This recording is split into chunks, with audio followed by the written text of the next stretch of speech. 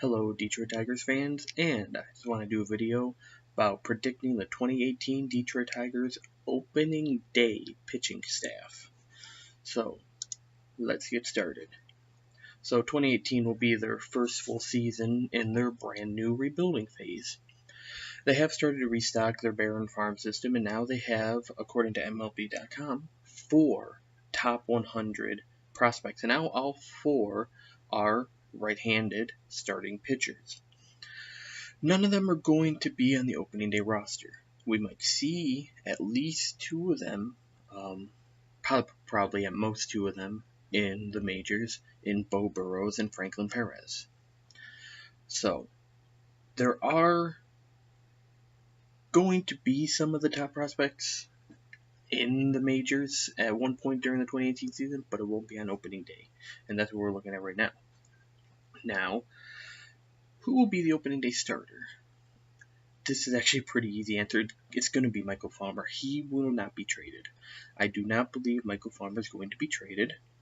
The Yankees and Rangers are really the only 2 teams that ask for him. The Rangers do not have the farm system to acquire him because the Tigers need to get top-notch. The Tigers turned down a trade for Fulmer to the Yankees, and the Yankees offered him some really good prospects.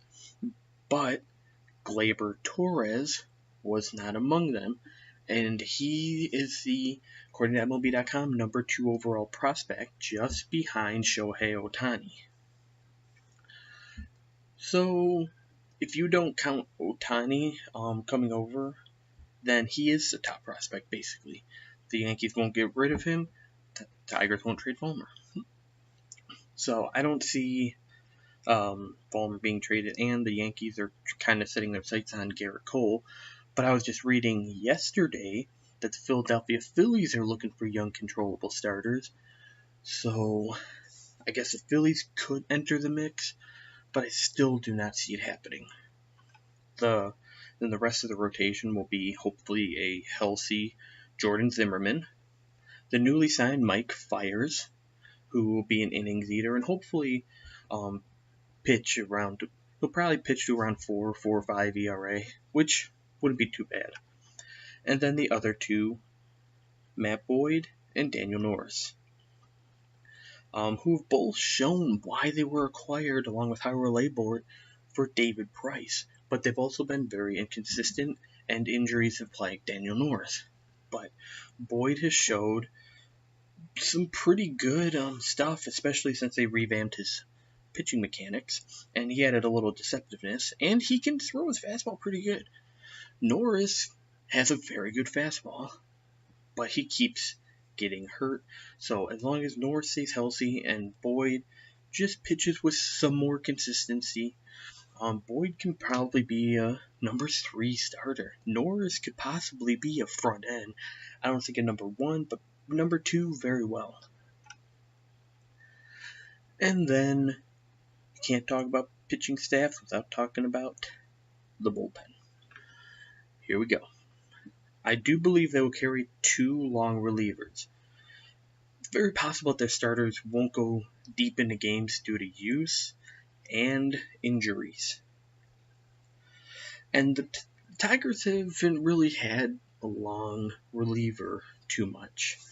2017 they kind of did, but before that they never really had anybody that was a long reliever. But I believe they'll have 2.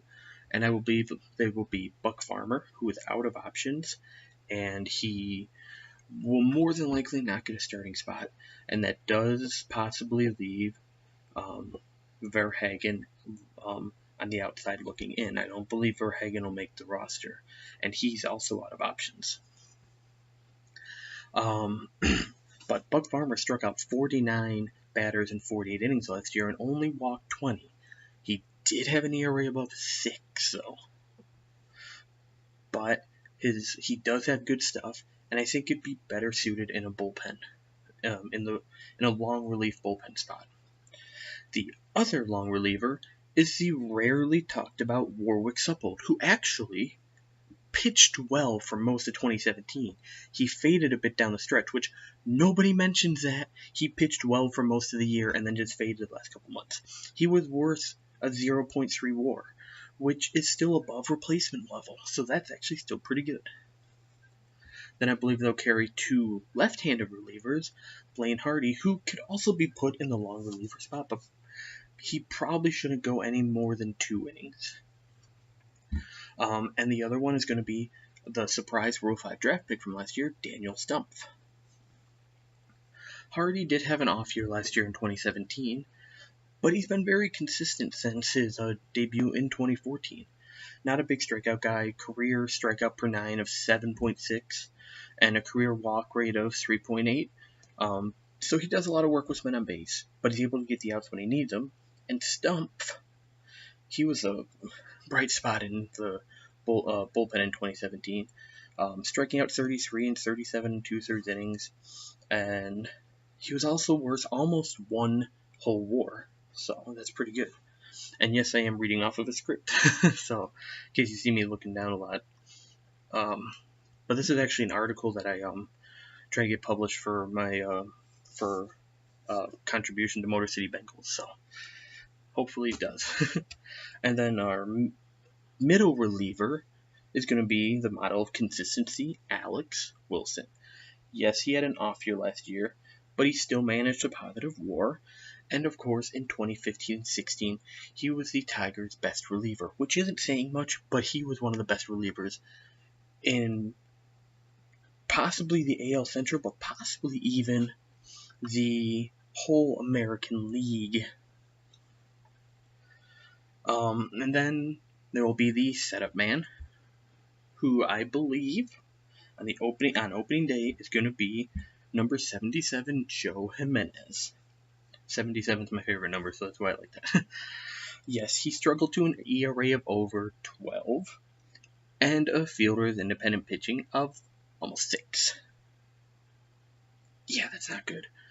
However, he struck out almost a batter an inning, and he'll be 23 the entire 2018 season. 23, that's younger than me. And I also believe he'll get some save opportunity as well, especially if Shane Green is traded at the trade deadline. Speaking of Shane Green, the last person you see in the game is the closer, and I believe Shane Green will be the closer again.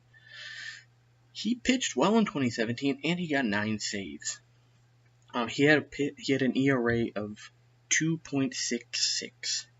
That's great. That's phenomenal for a reliever. He can pitch basically anywhere. He started. He pitched long relief, pitched middle relief, pitched setup man, and he's closed games. He was worth over a 2 WAR in 2017 and almost 10 strikeouts per 9 innings. He did have over 4 walks per 9 innings though as well. So I do see a little regression with Shane Green, hopefully not too much, but if he performs like he did last year, and he still, as of right now, has 3 years of team control left, he will be a hot commodity come the trade deadline. So that is my predictions for the 2018 Detroit Tigers opening day pitching staff. Hope you guys enjoyed it. Thanks for watching, and why not subscribe for more Detroit Tigers? I'll see you guys later. Go Tigers.